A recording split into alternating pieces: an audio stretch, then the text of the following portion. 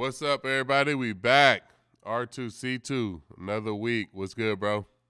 I'm concerned about you because you need a rest, don't you? Man, I'm worn out, bro. I'm so tired, and then I think I'm getting sick too. So, oh yeah, not helping, man. Oh, I have my house has been the infirmary over basically the entire winter with like it's been crazy, and then Evie and Andrea just had COVID, and like. Did you catch COVID through that or no? I didn't, but I think that, and I was testing every day and everything. You had just had it though. Exactly. So I think I was kind of protected, knock on wood, because of just having it. So I didn't end up getting it. And the first night Evie had it, I was like, she had to sleep on me, and she's like, it's funny. There was one time where she was just like, breathing on me like that, and I wasn't wearing a mask or anything, and I was like, well, but I didn't get it, thank God. And then I did mask the rest of the time with them just because I had a bunch of games coming up, and I was like, just in case. I think I'll probably be fine, but just in case. But dude, Andrea got crushed by it. Really? Absolutely crushed, man. 103.5 fever, multiple days. Yeah, I'm hoping this is not that. Knock on wood. Just need a little rest and a couple days, but I mean, it is what it is. I'm out of town this weekend.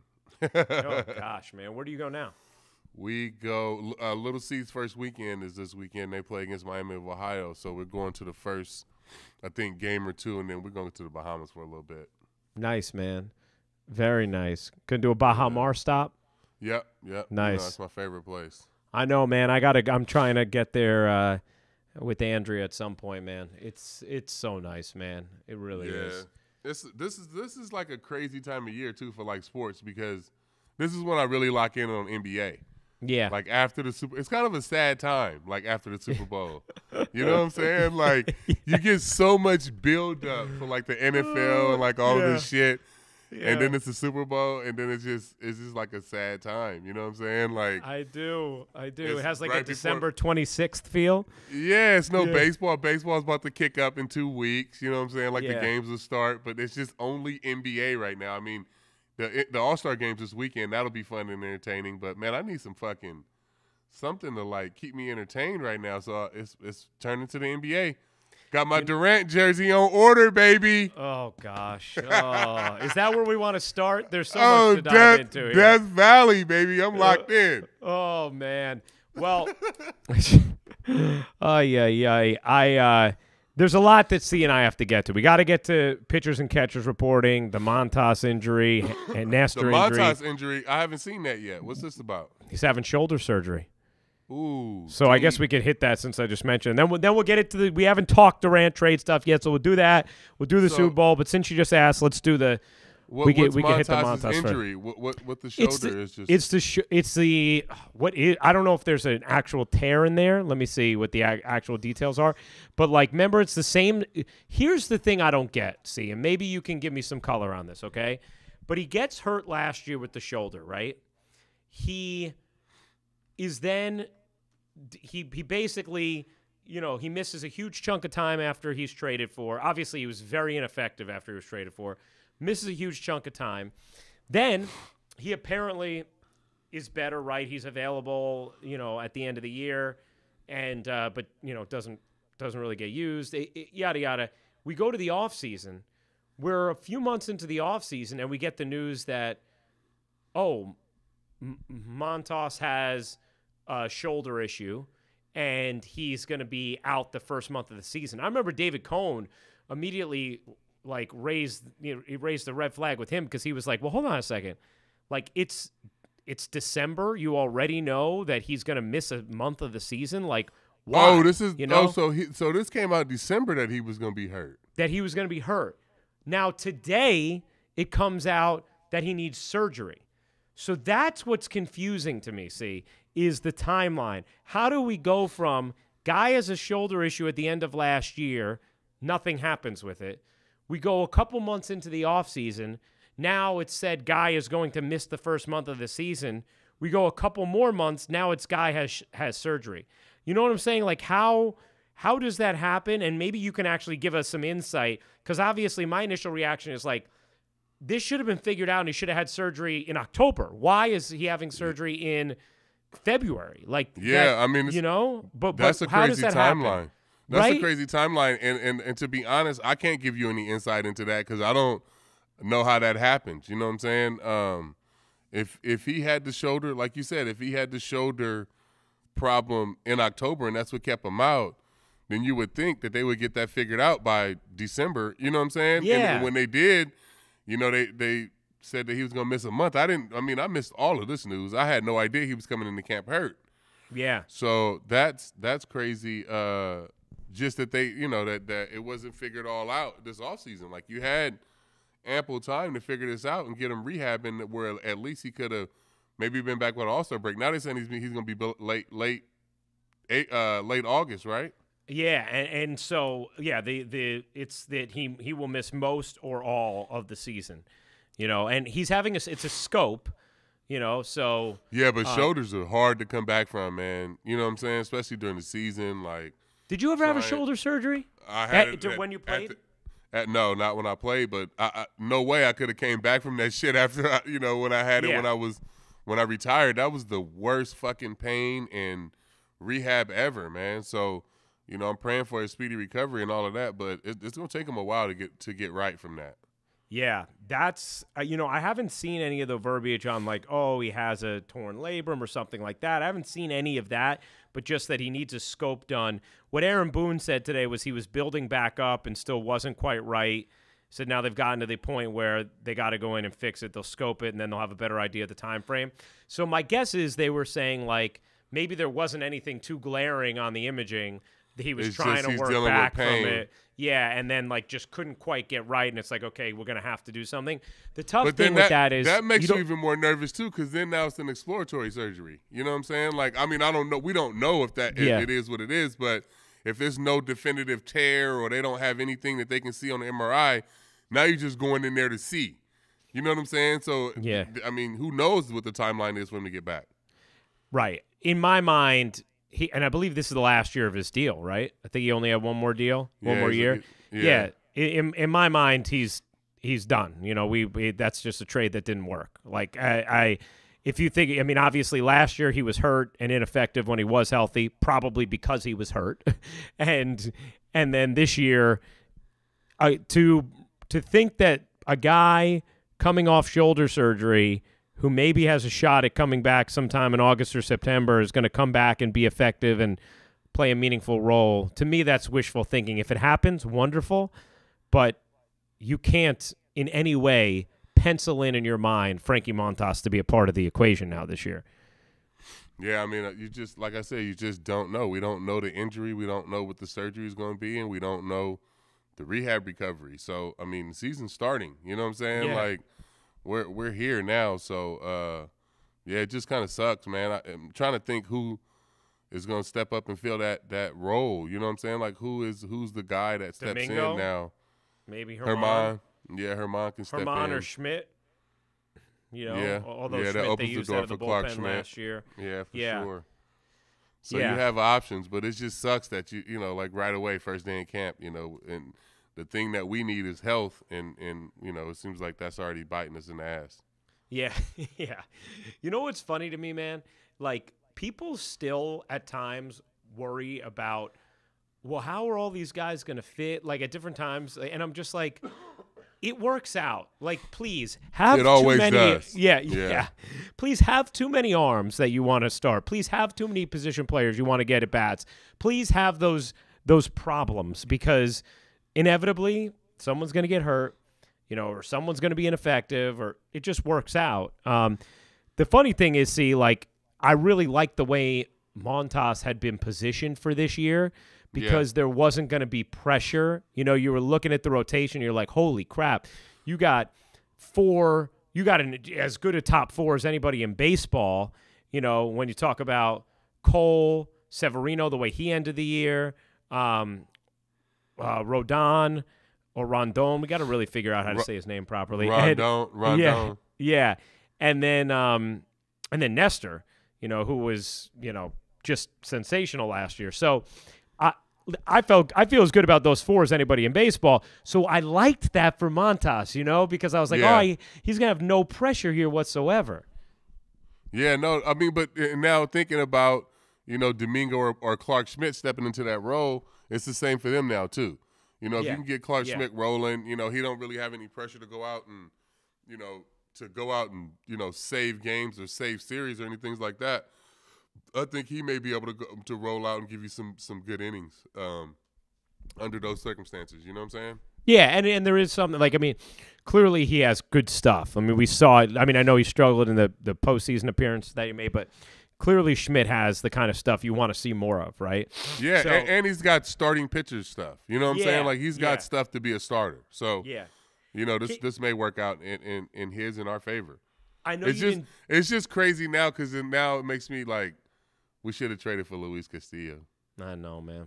I know. You know what I'm saying? Yeah.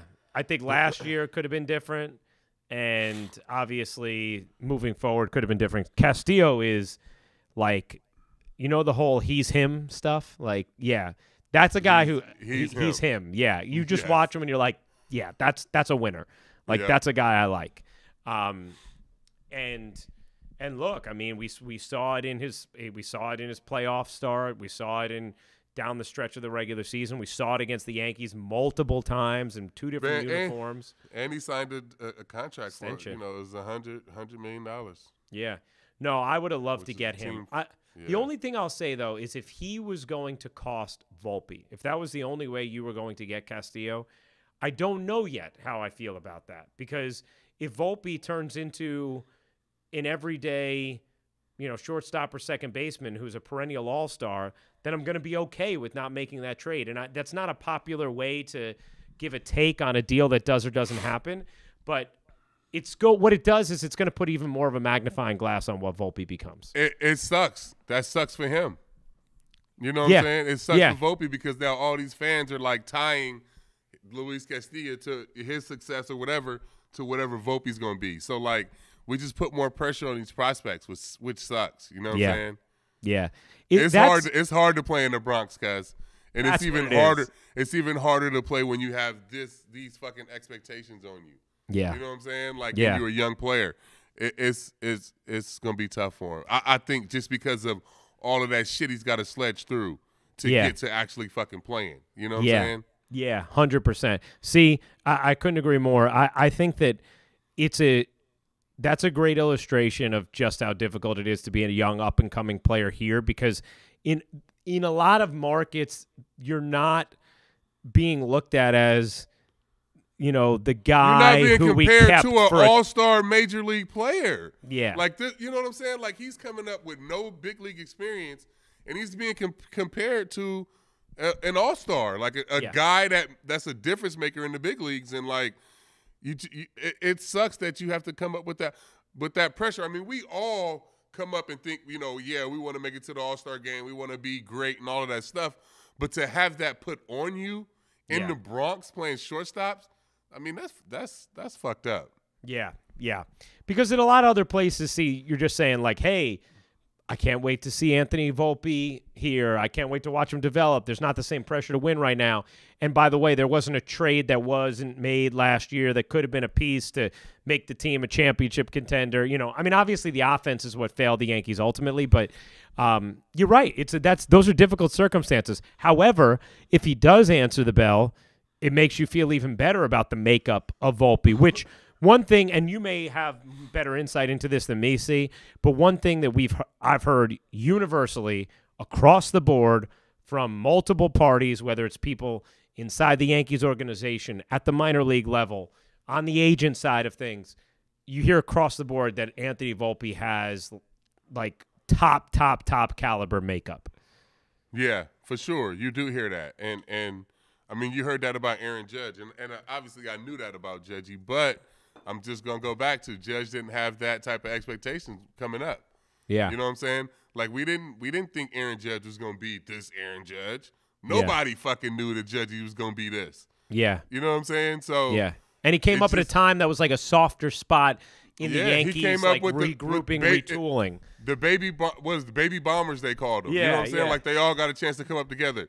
Volpe's coming up to a team that has expectations to win the World Series, and they want him to play shortstop every day on that team. You know what I'm saying? Yeah. Like, Jeremy Pena ended up being the World Series MVP, but did we come into the season thinking, hey, this guy needs to replace Carlos Correa? You know what I'm saying? Like, it wasn't like it was all these other players around with the Astros will replace Carlos Correa. All we need you to do is just come up and catch the ball. Mm-hmm. This guy ends up coming up and being a superstar, but it wasn't all of that expectation from day one.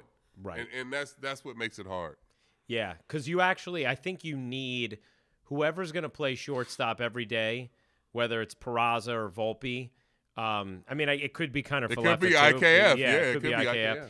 But you're going to need them to be a contributor offensively. That's the difference. Like, it's especially with the uncertainty of left field. I think you're really going to need offensive production from shortstop. And I will say, as a fan, even though I think that there's a chance we're going to look back and say, whoa, like the Yankees did need to add another bat and they didn't. As a fan, there is a part of me that's really excited to see Volpe, Peraza get an extended run. Like, okay, how can these guys influence this team on a daily basis, and contribute at this time? And I do wonder if they might be able to live up to those expectations, even fitting into a team that has championship aspirations. Yeah, for sure. This is the first time in a long time where, like, we're looking at a prospect like, we're waiting for this guy to blossom. We never get a chance to do that. So, no, I think it could be a fun summer for us. And I think the Yankees tend to, like, keep guys down longer, if you will. Like, they get that, like, last half season in the minors. Like Cashman always talks about, like, finishing off their progress, their development, finishing off their development.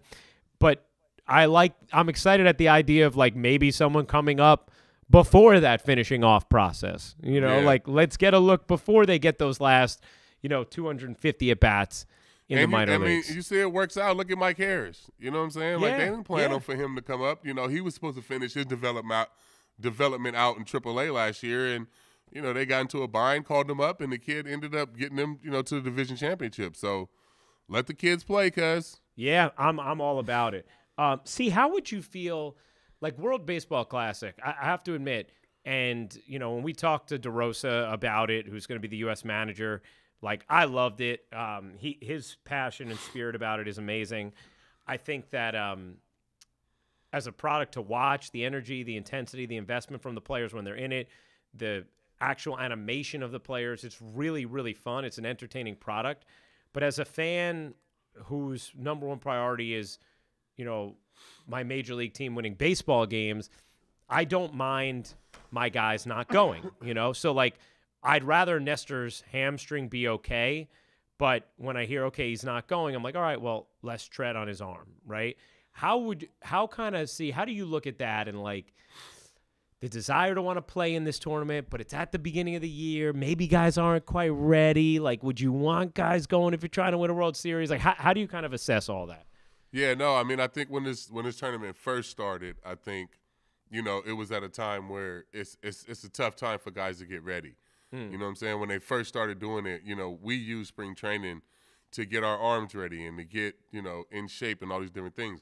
I think now these kids have been throwing bullpens since, December, early December and January and all these different things. So a lot of these guys are ready. You know what I'm saying? They get ready and they stay ready early. So, I think, they get excited to play in this tournament, and I think they can handle it now. You know what I'm saying? Just because of the evolution of how guys work out in the offseason and taking care of their bodies and, making sure that they're always ready. A lot of these guys pitching winter ball now, even after the season. So, I'm excited for the World Baseball Classic. I think it's going to be huge, especially coming off the heels of the World Cup and having it being a global event. You know what I mean? You got two groups, and one in Taiwan and one in Japan, and then, you got the group down in Miami, the international group. So I think it's going to be a lot of fun. And watching the way it played out in 2017 was insane. You know what I'm saying? Just the DR and U.S. game and the Puerto Rico and U.S. game. So I'm super excited for how this thing is going to play out, and I think fans are too. So having it on Fox, the big Fox, I think is going to be big for baseball, and I think it's a good event. And coming off, we didn't have it. It's been 5 years now, so it's a whole different crop and generation of players playing in this thing. So I think it's going to be a lot of fun. Yeah, I'm excited for it too. See, I think first of all, I don't know if you feel this way.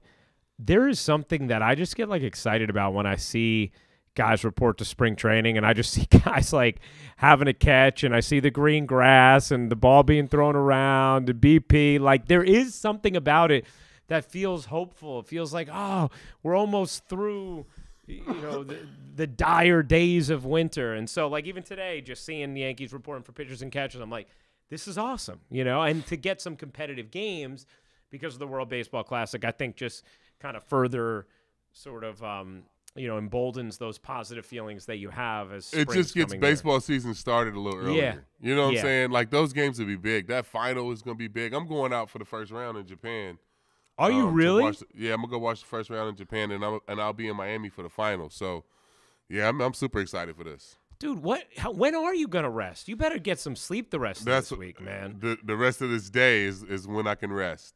Right, because when are you flying? When are you going away this weekend? You going Thursday or Friday? We leave Friday. Man. Come on, man. Yeah. You need to you got to I got to bounce back, bro. Yeah, man. You got to bounce back. That's a lot. That is a lot. All right, see. We've made it to the portion of the program where we have to discuss the departed stars from from my beloved Barclays Center. First of all, I would like to say that we did not air this in last week's episode, but when we hopped on the Zoom, you said we were talking about the Kyrie trade. It just I tried to tell you, and you said, "Hey, man, KD's out of here," and I said, well, let's see. I was like, wait, are you telling me he's out of here, or you say you think he's out of here? And you were like, I'm telling you he's out of here. You should know me by now, though, because if I'm saying shit like that, I know you should know that I'm pretty locked in on what's going on. Yeah, I know. So I was trying to tell you. Yeah, I know. You know. I didn't want you to be right, but I knew. It's funny too when you said all along. I was thinking KD has been very publicly complimentary of Dorian Finney-Smith. I actually think this Nets team will be awesome with KD surrounded by 3-and-D guys. Spencer's skill set actually fit for what they needed because he puts pressure on the rim.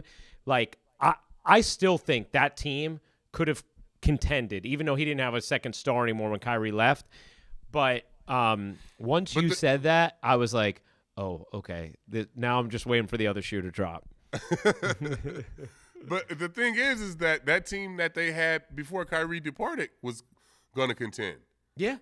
You know what I'm saying? Yeah. The team was going to contend. And I think I don't know, I haven't talked to KD, I ain't talked to Rich, but he loves the hoop, cuz. Mm-hmm. You know what I'm saying? KD is a hooper. He loves to play basketball. And I think he's tired of wasting his prime years hooping when it don't for nothing. You know what I'm saying? I feel like the last 3 years he's just been hooping for nothing. And he wants to hoop for a purpose, man. And that, kind of is what it is. So I seen the writing on the wall. Once Kyrie was out of there and I knew he was frustrated with everything in the organization and all that, I was like, yeah, he's out. He's going to Phoenix.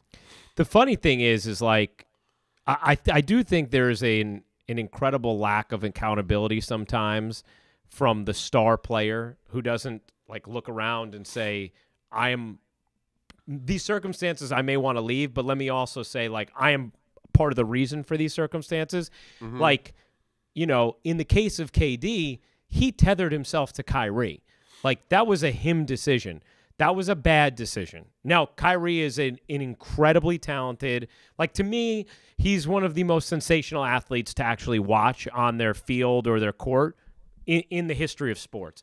Broadcasting games, I feel more excited and exhilarated watching Kyrie Irving with a basketball in his hands courtside than almost anything I've ever experienced. Mm-hmm. But you also have to understand the other side of that coin with Kyrie, which is a lack of reliability, a lack of availability. Somebody who, yes, puts in incredible work to his craft, but does not fit into the team structure the same way that guys usually do when it comes to an entity like the NBA, right? And that guys often have to when it comes to a championship mission. And so for KD, someone who just wants to hoop, who wants the ball, like he attached himself to a dude who is not reliable to do just that. Yeah. And eventually it bit him in the end. And by him attaching himself to Kyrie always felt like the Nets was his team. Yeah. You know what I'm saying? Yeah. When obviously the talent is telling you that the Nets is KD's team. Right. You know what I'm saying? So it was always KD walking into Kyrie's situation. Yes. So this was always Kyrie's situation. In Kyrie's mind, that was his squad. You know what I'm saying? Right. But we could all look and see him and tell whose team that is by the pecking order of the talent. You know what I'm saying? So I always thought that was a problem too. Like if I thought that, you know, KD's wrong and the star player, you know, being wrong in his part in this was him tying himself and not making it clear that, like, wherever I go, this is my fucking team because I'm the best player on the fucking planet. Yes. And in the end, and you know what, you're right too, in just the sense of, like, as has been widely reported, it was Kyrie reportedly who pushed for Brooklyn being the destination for those two, right? So I'm sure there was always that sort of subtext of like, wait, I'm here in this place because of you. Like, you're not here. Like this isn't what I would have just chosen on my own. Now, maybe it would have been, but like it's been widely reported that it wouldn't necessarily have been. So I think that, like, it's interesting because a lot of people talk about, like, oh, you know, the culture of the decisions, or like James Harden's been napalming the Nets publicly. But, like, I'm pretty sure, like, if you listen to what James Harden's saying, like, he's talking about Kyrie. He just doesn't want to talk about him and single him out, you know? Like, if you want to, there are things that the Nets, like, definitely did wrong, could have done differently in all of this. Like, I do wonder if they questioned the decision to hire Steve Nash. That was not the right coach for this group. Yeah. And some other, you know, some other missteps along the way, maybe being too deferential to the stars at times, not having enough structure. But at the end of the day, I still believe this. It's funny because people talk about, like, oh, what a disaster it was. That, of course, ends up being true. But the funny thing is, if Harden and Kyrie don't get hurt, that team wins the championship in 21. Even if just one of them stays healthy, right? That team wins the championship. And then I still believe this, and Zach Lowe's talked about it as well. If Kyrie gets vaccinated, I don't think any of this ends up happening because those three then come back together. They're driven by the way the year before failed. They are by far and away the championship favorites, and they're all going forward on the same mission. Because Kyrie doesn't get vaccinated, which, look, as it turns out, I think obviously Kyrie has a really strong case for the mandates not being the right thing to do, right? Like, but he wasn't willing to take that step that the other guys were. Harden's looking around saying, like, hold on a second. Like, this is who I came here to play with. Now I got to worry about this guy, like, not being here. Like, then KD gets hurt. Harden's left with Kyrie only in road games, not there the other days. And he's like, this is a joke. This isn't a real NBA championship situation. And get me out of here. But if Kyrie gets vaccinated and he's there and all three of them are playing, like, does it ever break down the way it broke down? I think it probably doesn't, man. I don't think so. Maybe they get into some argument or something. You know what I'm saying? That's the only way I can see it breaking down. But I think you're right. I think if, you know, and if KD's foot's not on the line, they still might have a chance to win in 21. Yeah. You know what I'm saying? They still might. Without Harden and Kyrie. So it's crazy, man. You know what's crazy is that for the Nets, man, they probably going to go down as, like, in this ownership group, like Joe said, like, it's like one of the biggest failures in sports history, right? But I don't feel like it's really their, like, I agree, but it doesn't feel like their fault, right? Yeah. They tried everything, I know. What you want us to do? I know. But because they leveraged everything for the big three that they had when they had Garnett and Paul Pierce and all of that shit, and then they got back from it and, like, built the culture up where it was so good. Yeah. And then they traded away Karis LeVert and Jared Allen and leverage everything again, which everybody was happy about. You know what I'm saying? But then the shit blew up in your face again. Like, it's just fucked up. It's just a fucked up, like, last 7-8 years for them, man. And, like, now they back in the same spot they were before. Well, like, they got to build the culture back up again and attract some more superstars, which is not easy to do. That's fucking hard, man. It sucks. Like, even like firing the coach and they should have kept the coach from, you know what I mean? Kenny Atkinson. They should have kept Kenny Atkinson, cuz. Like, right. Oh, and they should have never – look, I love DeAndre Jordan. He's a wonderful guy. They should have never signed him with KD and Kyrie, but they were doing that as part of the – deal to get those guys. But they had a young Jared Allen who was blossoming. They had a drafted Nick Claxton. Like, it just like they threw it away, cuz. Yeah, which was understandable because you were getting KD and Kyrie. Yeah. But gosh, dog, man. Yeah, when it don't work out, now you look like the worst franchise in sports history. And it's funny because, like, I don't know, and this would be an interesting conversation to have with an NBA superstar at some point. Like, I don't know what the balance is between, like, hey, like, this is the kind of thing you have to allow for an NBA superstar, and, like, hey, like, I don't care who it is, you don't do this. Because, like, for me, like, yeah, I don't care who it is. You're not dictating who my starting center is. Like, you know what I mean? Like, but, like, hey, can you have an extra guy on the plane, or can you have your own trainer there? Like that, I'm fine with. You know what I mean? Like that. Or like can the you superstar sign gets. this guy to? Can you sign this guy to sit on the bench and hang out with us? Yeah. But he don't need to be fucking starting. Right. Exactly. And he doesn't need $10 million a year. Like that kind of thing is interesting to me. So did they give too much, sacrifice the culture, allow too much behind the scenes, then try and pull it back? And have the guys say, like, wait a second, like, we came here because we thought we were getting X, Y, and Z. Now, you know what I mean? And so that's where you can say, hey, without knowing all the specifics, the Nets deserve some culpability. The Nash thing. Then I think the other thing where you could say they definitely messed up at this point is the Harden trade. Not trading for him, although you can question how much they gave up, but trading him to Philly. Trading him to Philly. Because you traded him to Philly, which – was his desired destination. But if you were going to trade Harden, there's no reason you send him only to his desired destination. Plus, you had no idea, but maybe you should have had a better idea, that Ben Simmons, getting him back, was getting back a seriously damaged asset. You're not getting back 3-time All-Star Ben Simmons. You're getting back a guy right now who you're just like hoping you can find a way to, turn him into something useful, something maybe approximating what he used to be. But I got to say one thing, see. I hear a lot of things about, like, playing time, how's Ben coming off the bench versus starting. Ben Simmons just needs to play hard before he can worry about playing time or starting or coming off the bench. Like, I'm not seeing a dude step on the floor who's desperate to prove that he's still Ben Simmons. I see a guy out there getting cardio at times. And, like, what's weird to me is earlier in the year, he went through, like, an 8 to 10 game stretch where he looked like he was becoming Ben Simmons again, like the All-Star.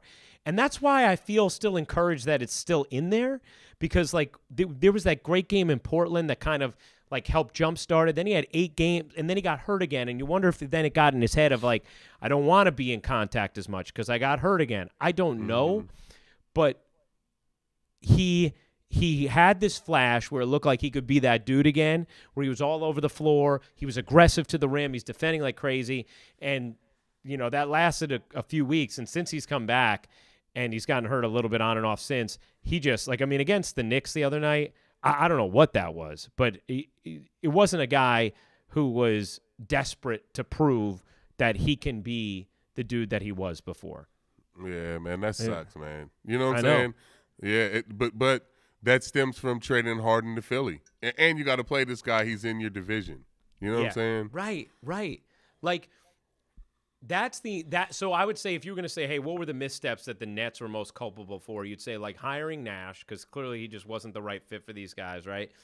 And then trading Harden for as little as you did. because really what's become is Ben right now, and maybe this changes. I'm always open to narratives changing. But Ben right now is an onerous contract. That's what Ben Simmons is right now. And then, you got Andre Drummond, who was with you half a season. You got Seth Curry, who's a free agent at the end of this year. And you got a couple picks, that's it. Yeah. Like really, if you're trading Harden, it should have been for a lot more than that. Absolutely. If Ben was going to be this. But, and the KD thing, man, I think here's where I give the Nets credit. With their hands tied with the Kyrie and KD situation, I actually think they got a pretty great return.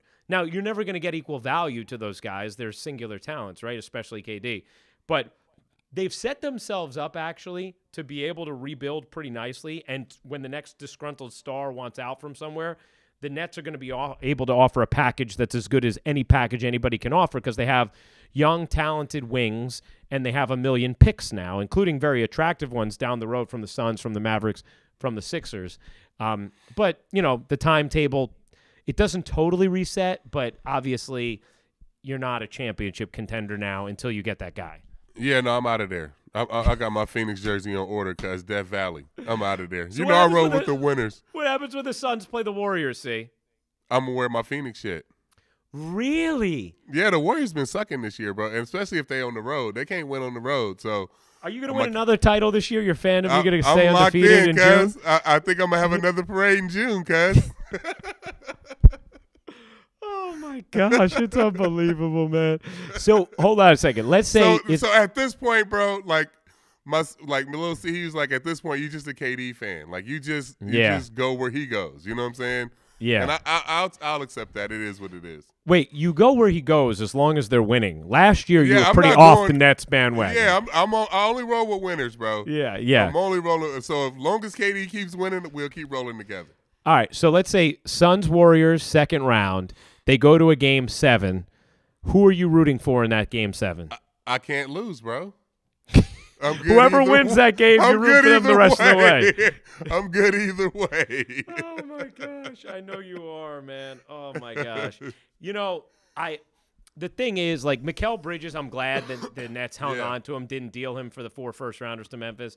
He's a really good player. I think he'll probably end up being an all-star. I think he has that trajectory. Cam Johnson I like a lot, too. He's a restricted free agent. You're going to need to sign him. Those picks, I think, are probably going to end up really good picks. It's just like the ones that are going to hit biggest are probably like 2027, 2029, Yeah. So are you waiting for that, or are you using to deal for someone? They waited that whole time before. Yeah. You know what I'm saying? Yeah. They waited for the right moment. So they did it right, bro. You know what I'm saying? Like they did it right. It just didn't work out. So they know the blueprint.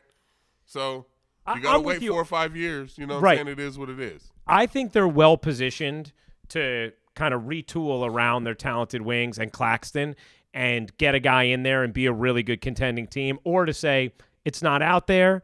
We're going to, build it up later. It extends the timeline. All things considered, I think they did really well. And that is kind of been the consensus amongst those scrutinizing the deals. It's just there's no substitute for KD except for the next, top 25 all-time NBA player. And there is no substitute for KD. Unless this guy from France turns into being what he's supposed to be. Right, exactly. And the Suns, man, are they the favorites in the West now?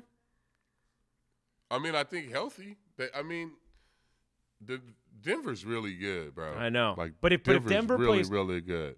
So we just got to see this squad together. You know what I'm saying? But just looking at it, though, with Book and KD, bro. If Denver has all their guys healthy and KD and the Suns have all their guys healthy and they meet in the conference finals. Now, granted, you're going to have a lot more visual evidence to know what it looks like.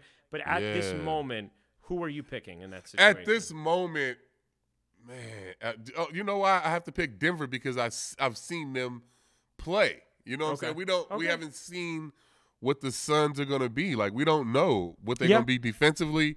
We don't know none of that. So, like, just right now, because I know the Nuggets are fucking really good, I'm gonna say the Nuggets. But in 2 weeks when KD come back and he starts playing, who knows? You know what I'm saying? I think he's coming back after the break. Yeah, I may feel differently. But right now, I love Denver, man. I think they're really good. We also had a Super Bowl. Did you stay for the game or you came back after? No, I got to watch Super Bowl on the couch, bro. Yeah. Yeah. Did you have a good time out there, though?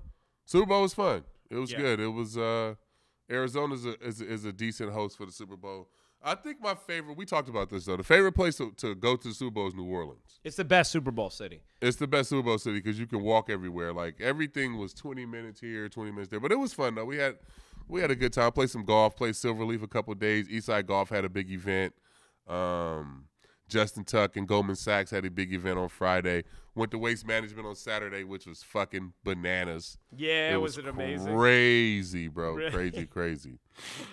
Had some good performances. Saw Drake perform. Yeah. Travis Scott perform a couple nights.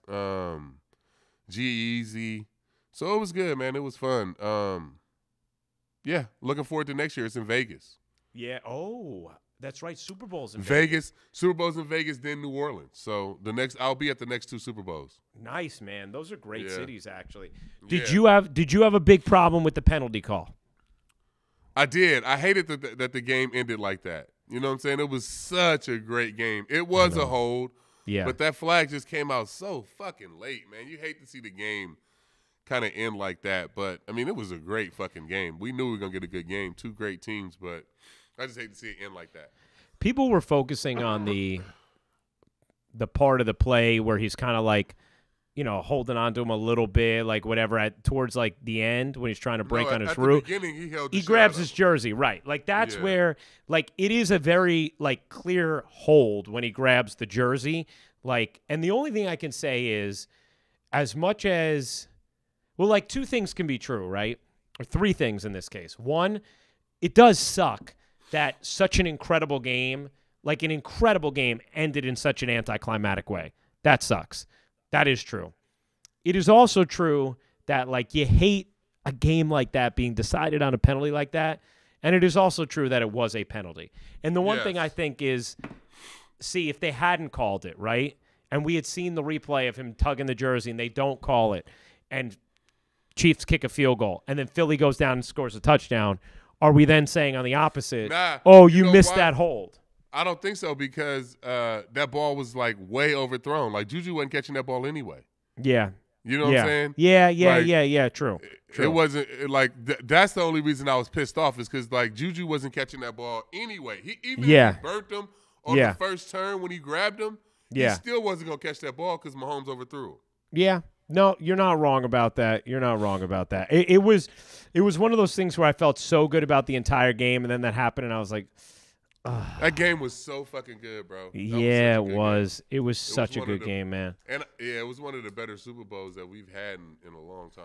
I know. It really was. It was such a good game. It was amazing. Both quarterbacks were great, too. Oh, my God. Jalen Hurts, fucking 4 touchdowns, guys. Yeah. Mahomes is now, he's on his way to being the GOAT. 2 Super Bowls already. How about Andy Reid, too, man? Remember when everyone thought, like, he couldn't win the big game, yada, yada. It. Now he's this got guy's 2. won 2 Super Bowls. Like, love it. How great is that, man? Like, I'm so happy for him that he's done this. So happy. And you know what's him. crazy is that the Eagles will be good next year. Like, the Eagles are going, like, they're built up really good. They got a lot of picks. Yeah. Jalen Hurts is good. Like, that team would be really good. So, hey, one more thing on just the NBA trade stuff, because we didn't mention the Kyrie aspect of it, and it, it's since passed. But one thing that, like, I keep hearing people say, like, hey, I don't want to mess with a guy's money. I don't want to mess with his bag. Let him go get it. Can we just all say that, like, this didn't get Kyrie paid? Like, people are acting like he asked for a trade in the middle of a season on a contending team because he had a pot of gold sitting over here and the contending team wasn't willing to pay it. He's not getting paid. Like, he's going to go the same place he would have gone if he had played out the rest of the year, and that's unrestricted free agency. Like, that's where he was headed. So when people are like, hey, there's things I didn't like about what Kyrie did, but you don't want to mess with the guy's money. Okay, I get it if he was getting paid. And I've heard this a lot from former athletes who have been, reluctant to criticize Kyrie. But can we just, like, get very clear? Like, Kyrie isn't getting paid from this. He is going to be a free agent the same way he would have been. And in fact, you could argue this is going to hurt his money. Like, you could just as equally argue it's going to hurt his money as help his money. I don't get that. And it also makes me laugh that, like, Kyrie's quotes are like, yeah, no, we're just going to figure that out in the offseason. It's not a worry right now. It's not a concern. Oh, it's not, because it was just a big enough worry for you that you decided to force your way out of a contending situation. Not, I mean, he always talks out of both sides of his mouth. That's like his words are hot air. We know this, but like I was just like amazed. What was funny to me was when he was like, yeah, after the KD trade, he goes, yeah, I look forward to seeing him more. I'm like, he was just in the same locker room as you. How much more do you want to see him now that he's in Phoenix? What are you talking about, guys? Also, he had the comment about like, oh no, like, this was kind of in the works after year one. Oh, it was? Because a week ago, if the Nets would have said, yes, here's your 4-year extension, you were going to stay. So what are we talking about, man? I said before, human beings are complicated. Kyrie Irving does some wonderful, wonderful humanitarian and charitable things that absolutely should always get acknowledged when you talk about, the full scope of who he is and his character. But like, let's be very clear. The word salad that comes out of that man's mouth, a lot of times the dots do not connect. And this is one where the dots do not connect. I think he was just insulted by what the Nets offered and wanted out. And that was that. And this wasn't necessarily a good business decision. This was a reaction to being insulted and being told, like, hey, if you're going to stay here, here are the stipulations. And he didn't want those stipulations. But I got news for you. I don't see him getting a 5-year full max anywhere at the end of this year. So the idea of like, oh, he left for the bag, like, now maybe he will end up getting that. But I don't think him going or staying would have affected that. If he would have helped the Nets go to the conference finals, I think he would have been just as likely to get that 5-year full max if it's going to be out there. I think if he does it in Dallas, it's the same. If he takes him deep into the playoffs, he'll still get his max. Do you think Dallas ends up offering him full max if he takes them deep in the playoffs? I do. I don't know if any team does, man. In fairness to Kyrie, though, man, I will say this. In fairness to Kyrie, one thing he's looking at is he's saying, like, he's not saying it this way, but I can imagine him. He's saying, like, people are holding against me, or he could be thinking, people are holding against me that I've missed all these games. But, like, all the games I missed last year weren't my fault. Like, talking about the mandate. And, in fairness to him, he has a point about that. Like, that really it's two things are true, right? It tends to always be something with him that keeps him out or that makes his availability come into question. But like, if that is the thing, if you're looking at him like, oh, he was so unreliable last year, and that's kind of the central hook of your focus, he could be like, yeah, but that really wasn't my fault, and he'd be right about that. Right about that. Anyway, I just figured we got to address the Kyrie part too, because I realized we kind of skipped over that. Good stuff, man. A lot to get into today. Yes, for sure. You get some rest. Feel better. Man, I gotta get like some chicken soup or something, bro. I'm struggling. Yeah. Get some chicken soup. We'll do it again next week. You guys know the deal. New episodes every Thursday, bonus episodes as well. And we'll do it again next week. Big thanks to Jackson stepping in this week. Sadie, Atta, all their work they do for the pod. Follow us on all your social channels. Make sure you're rating, reviewing, subscribing. Always makes a difference. And we'll talk to you next week. Peace, everybody. Peace.